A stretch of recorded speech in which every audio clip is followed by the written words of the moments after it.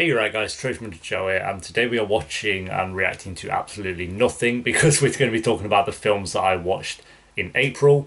Obviously, I've done this every month so far this year, and I can plan on doing it every month this year, hopefully, if I stick to it. Because I enjoy doing them. I know they don't do the greatest in views, but I think the same people pretty much comment every time, and you guys enjoy it. I think like a select few of you enjoy these.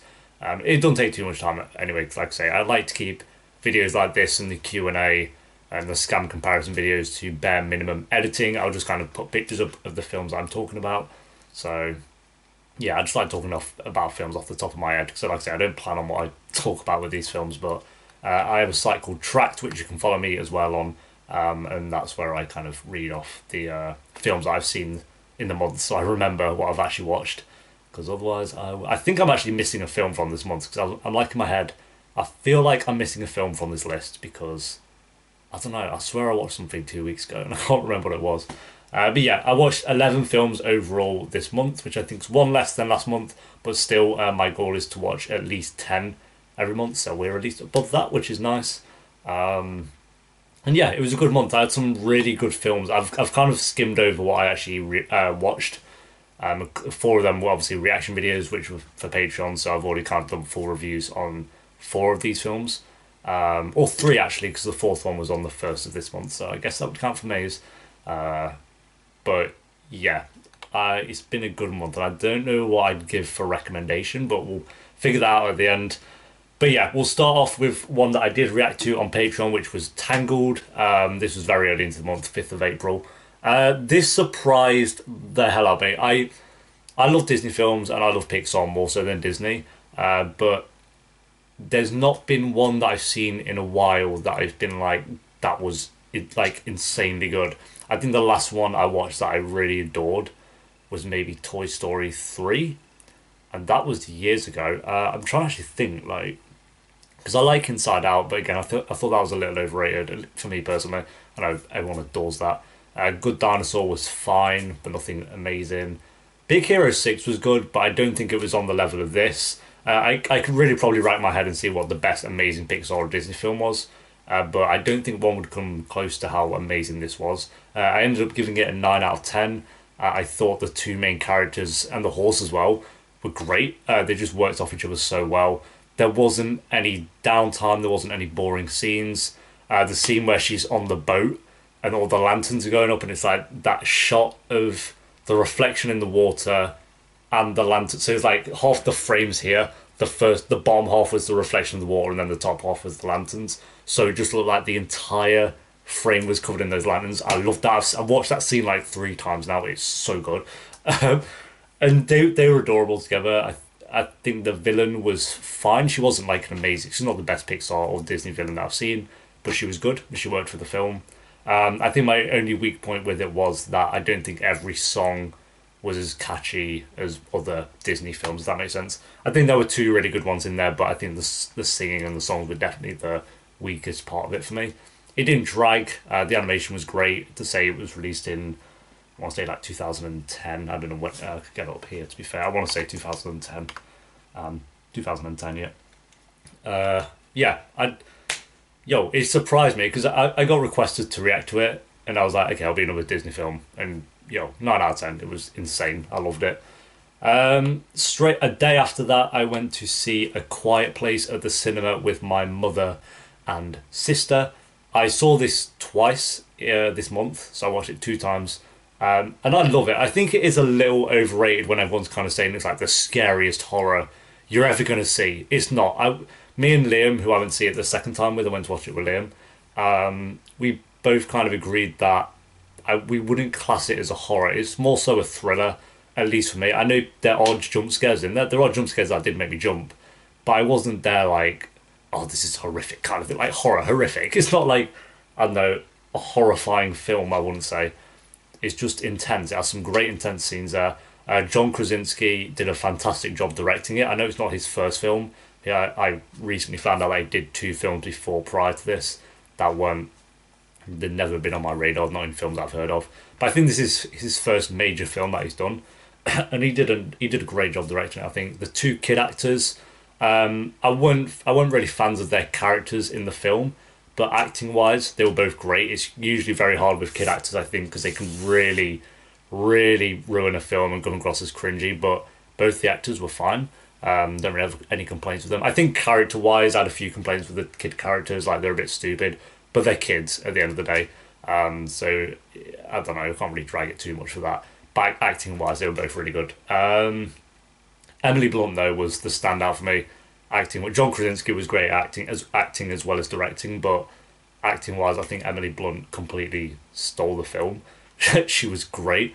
The scene where she's in the bathtub about to give birth, and you see like the claws. You've seen it in the trailer, but the claws coming up behind her. Yo, that was one of the best scenes in the film. Yeah, those who don't know, this is a film about it's like post-apocalyptic world, and there are these monsters around, and they go off sound. So if you make any sound like that, I'd be dead. Like they come launching around the corner, and they slice your head off. You're done. So Quiet Place, you have to be as silent as possible. So you can imagine giving birth in a bathtub when you're surrounded by these things. Probably not the best scenario to be in. I think 90 minutes was perfect length. It didn't feel like it dragged. I do think the first third of the film is a little slow for first time watchers, because I remember when I watched this the first time I was like, okay, it's a slow build, which I like. I like how it doesn't just show the monsters straight away. It like gives you time to get ready for the world, get used to these characters, which I appreciated. But I think for a first time viewing, you're kind of waiting for the stuff to really kick off. But I enjoyed it a lot more the second time because I knew when it was going to kick off and get into the good stuff. So yeah, A Quiet Place. I think the only couple of grabs I have of it, like I say, some stupid decisions are made throughout the film, and the final shot frame, the final thing was cringy. I think it was a very bad place to end it, but I think it has been fun. Oh, not funded. It's been greenlit for a second film, so that'll be interesting to see how they go about that. Then I did another reaction video for Thor Ragnarok. Not the only Marvel film I watched this month. I enjoyed this. I think, again, it's a little overrated. Everyone's kind of said it was like the funniest Marvel film ever. I do think it's the funniest Marvel film, but then I look back at the Marvel films and the bar's not really that high. Like, they had a couple of jokes throughout a Marvel film, yeah, sure, but I've never really like been busting my gut laughing at a Marvel film. This did have good jokes in it, though. I think it made Thor a likable character for me, because prior to this one, it was, again, like I say, I wasn't really a fan of Thor. I thought he was fine. He didn't completely win me over with Hulk / Bruce Banner. I think Hulk's fine in the film, but Thor's definitely the main reason I enjoyed it. Obviously, it's a Thor film. I actually really liked the villain, played by, I'm blanking on her name, Galadriel from Lord of the Rings. Cate Blanchett, there you go. Yeah, she. I think she was one of the best Marvel villains I've ever had. Again, not difficult because the Marvel villains have never been that insane. I think Loki's fine, but then I'd put her up there with Loki. She's not my favourite Marvel villain though, because like I say, not the only Marvel film I saw this month. And yeah, it was funny. Had some good action sequences in there. Not much else to say. I think the story was fine. I liked the CG. Never really stood out as, oh, that's bad CG for me. Yeah, I enjoyed it. I think it was a fun Marvel film. I gave that one a 7 out of 10. And going back to The Quiet Place, I gave that one an 8 out of 10. Then, a couple of days later, I went to see Quiet Place the second time. We only went to see this, I went to see it with Liam because there was they're called flashback showings or flashback Friday. I don't know what they're called, some shit, where they show older films at the cinema. And the film they were showing, guys, was The Lord of the Rings, The Fellowship of the Ring. So obviously I was like, get on that. I saw the poster when I went to see Quiet Place the first time. I saw a poster walking out of the cinema saying they had 2 days where they were doing the flashback thing for Lord of the Rings. Messaged Liam straight away. I was like, dude, we are getting on this. It was the extended edition. Everyone in there was just like so into it because everyone in that cinema obviously is a huge fan of Lord of the Rings. You wouldn't go otherwise. And it was just such a nice environment to be in. Everyone was like the bit where Boromir, what's the meme?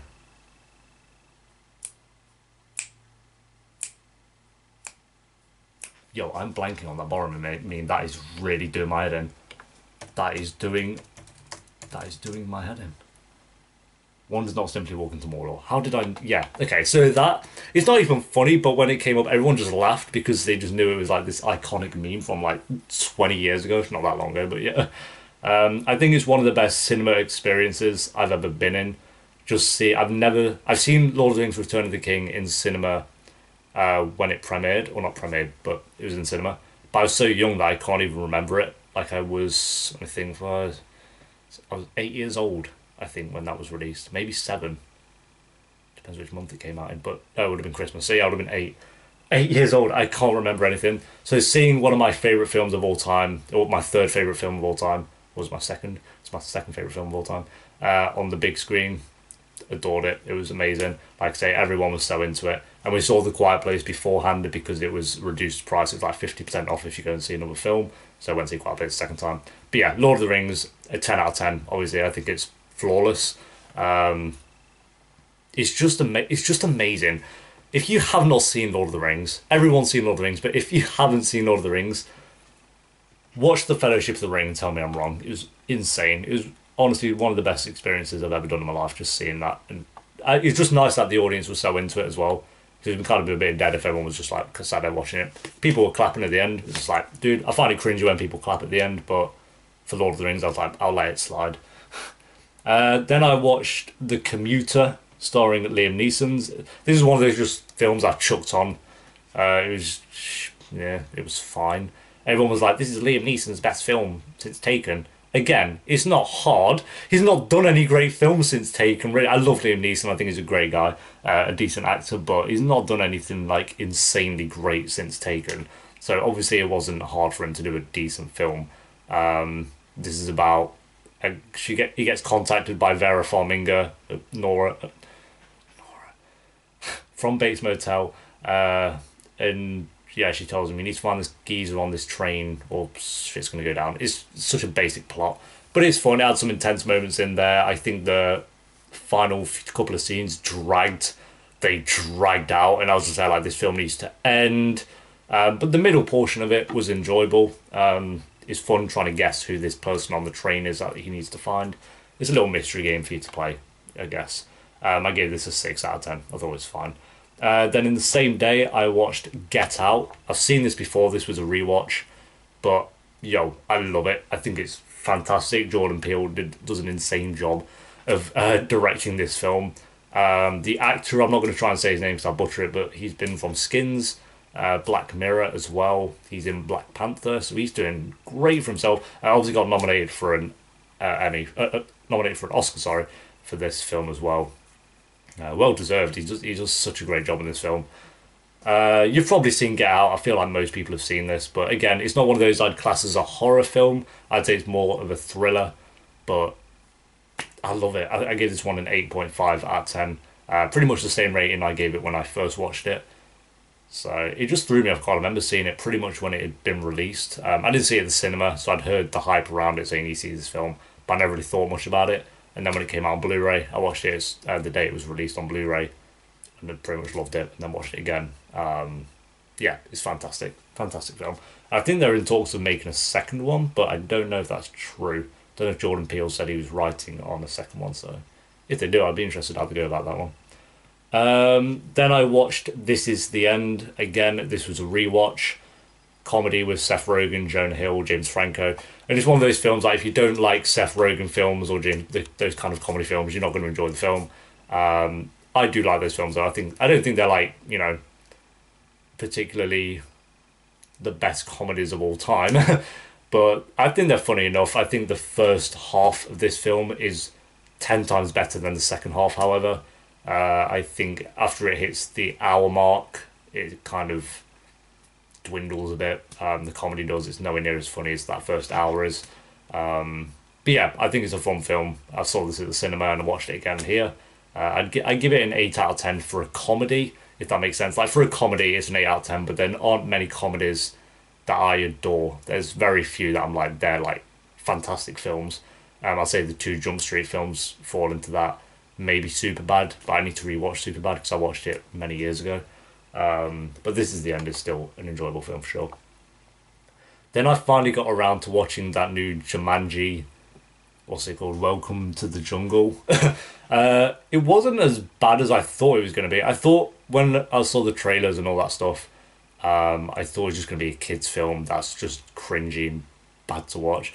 But it was surprisingly enjoyable. I don't think it deserves the all this hype around it is like the funniest comedy of 2018 or whatever, and the amount of money it's made at the box office is insane. Mainly because obviously The Rock's in it, and yeah, I don't think it's as good as the original Jumanji, but I have a nostalgia and a soft spot for that, obviously, because I grew up with the original Jumanji, Robin Williams. So I must have watched that like 10 times as a kid. Dude, I need to rewatch the original Jumanji again.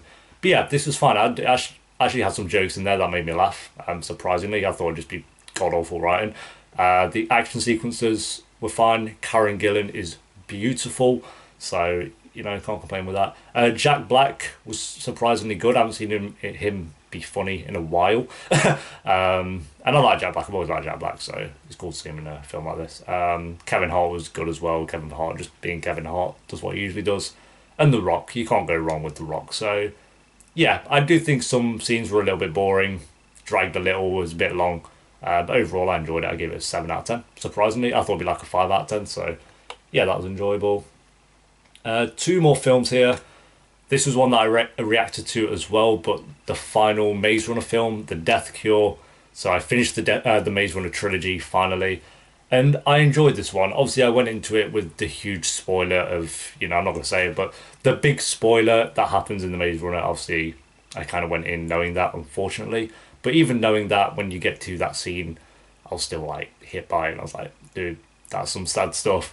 So yeah, I think the action sequences were great. I do think they focused way too much on Teresa as a character. I find her the most boring part of the Maze Runner trilogy. In general, she's the most boring character.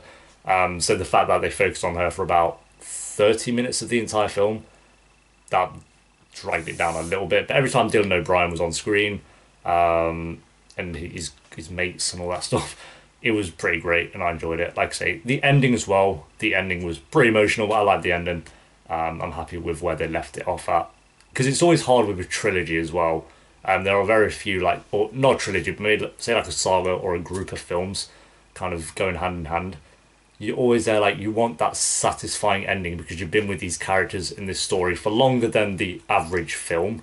Like, ideally, you want a film to have a good ending, but imagine trying to come up with a decent ending for a trilogy. Like, I can't imagine how difficult that is. And with this, I felt like it ended in a satisfying, nice place, which hasn't always been the case with a saga of films. So, yeah, fair play as well to the director. Like, I think Chris Stuckman mentioned it in his review, but the fact that he stuck with the trilogy and directed each film, like he did all three. And I didn't know that. And yeah, I kind of searched up on other trilogies and films as well. But a lot of the time, it's like the director will do that film, then they'll bring another director to do the second film, then someone else will come in to do the third. It's never the same director doing all the films. So like with Star Wars, we had J.J. Abrams doing the Force Awakens, and now they brought in some other geezer, like, what's his name, Ryan? I don't know, to do the second one, and now JJ's coming back for the third one. It's just all over the place. So I like how it's just like the same director for the whole trilogy. I gave that one I think it was a 7.4 out of 10. It says 7 out of 10 on track because you can't do points, obviously, but I think it was like a mid-7 kind of thing. It was my second favourite of the trilogy. And then finally, after that, I think I watched another film after, but that's the one where I'm like, I can't remember what it was. So I might mention it in the next month's video, because I, for the life of me, cannot remember what it was. I was like, ugh, blanked on me. So there was another film, I think. But anyway, after just a few days ago, the other Marvel film was Avengers Infinity War. The big film of the year. I think this is pretty much the most anticipated film of 2018, unsurprisingly. And yo, the hype is real. I'm not even gonna lie. If you know me, you know I'm not the biggest fan of Marvel. Like, I'm really not. I appreciate the films. I think they are fun, good films, but they've definitely been just overhyped as this like godsend of films every time one's released, and they make millions and millions at the box office. And even if a Marvel film's bad, it's still great in the public eye. I'm just like, no. I think there are a couple of really like good MCU films. I'd say Civil War's up there. Spider-Man: Homecoming is pretty great. Winter Soldier I'd put up there. The first Guardians of the Galaxy. And maybe so I've got them here. The first Avengers. I'd say the first Avengers film was pretty good. Look at this.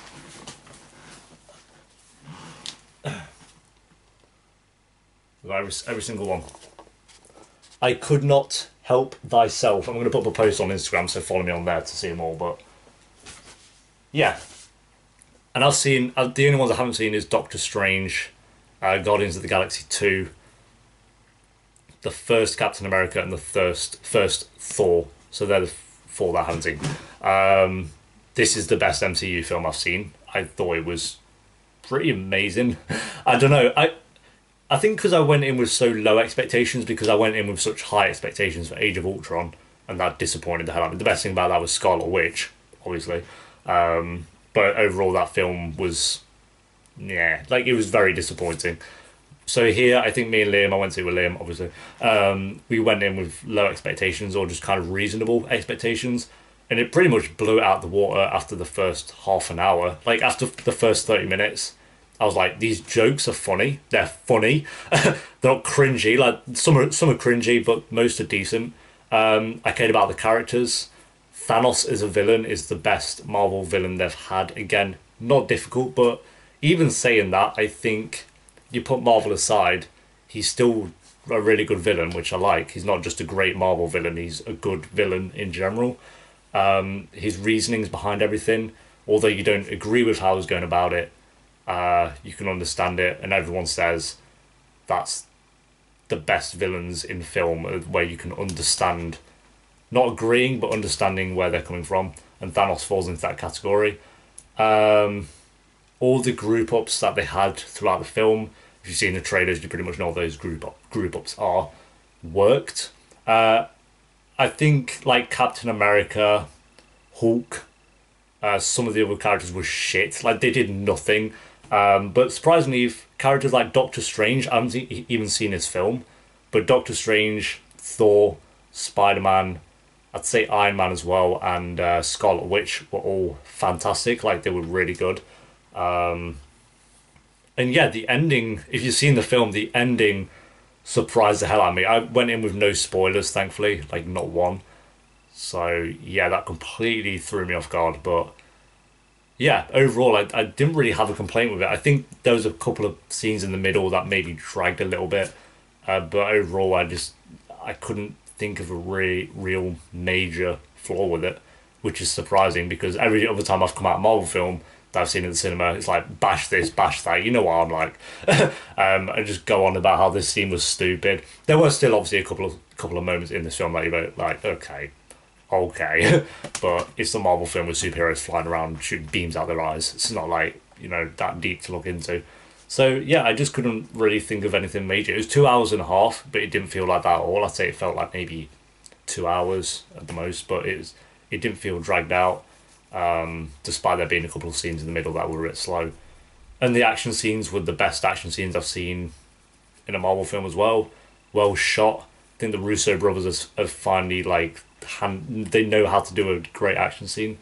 So yeah, overall I thought it surprised the hell out of me. I ended up giving this one a 9 out of 10. Which I never thought I'd give a Marvel film, but here we are. Not a Marvel film, but an MCU film, because Logan is insane. Like Logan's amazing, and that's obviously a Marvel film as well, but then Spider-Man 2, and the MCU wise, it is the best MCU film that I've seen. So yeah, hats off to them, and I'm curious what they'll do for part 2. Yeah, they are all the films I watched. Films I would recommend for the month. Let me think about this. We'll say Lord of the Rings, but I feel like majority of people watching this has already seen the Lord of the Rings. But if the off chance you haven't, watch The Lord of the Rings, obviously. That is obviously the best film that I saw this month, but I've seen it a million times. So the best film that I'd seen that I never watched before would be Tangled and The Avengers. Yeah. Surprisingly. I feel like everyone's going to watch The Avengers anyway, but I'd say even if you're not a fan of Marvel, if you hate Marvel, like you hate superhero films, then you're not going to like it, obviously. But if you're not really a fan of Marvel and you sort of, like me, they're kind of mediocre films, then give this film a chance still. I think it could surprise you. So, A Quiet Place as well, I think that's worth watching. Not saying you necessarily have to see it at the cinema, But I think for a small little thriller that John Krasinski, beautiful man, directed, then I would recommend that as well. Get Out is fantastic. Maze Runner, Jumanji, The Commuter, that's the worst film I watched of the month. Thor Ragnarok was okay, but I wouldn't say it's the best of the month. Maze Runner again, enjoyed it, but not the best film I saw this month. So yeah, I'd say Lord of the Rings, obviously. Then Tangled and The Avengers were pretty much both fantastic. And then I'll say A Quiet Place if you haven't seen that. They're the films that I'll throw. Oh, and Get Out. And Get Out if you haven't seen that. So quite a few great films this month, actually, surprisingly. Even though a couple of those were rewatches, Lord of the Rings and Get Out were rewatches, but it doesn't take from the fact that they're still great films. Yeah, I feel like I've spoken quite a lot long about this video. I think it might be the longest one I've done. But yeah, enjoyed this month. Some great films, and I'll be curious. I've already watched a film this month, which is The First Time, which I'll talk about next month because it was on the 1st of May. So it just missed out on this month, but we'll talk about that next month as well. But thank you guys for watching. Thank you for continuing to watch these videos if you do. And I hope you enjoy them still. And I'll be back next month for the films I watched in May. May already. Wow. We're almost halfway through the bloody year. Well, not almost. Oh my god, that's insane. Right, guys, thanks for watching. Peace.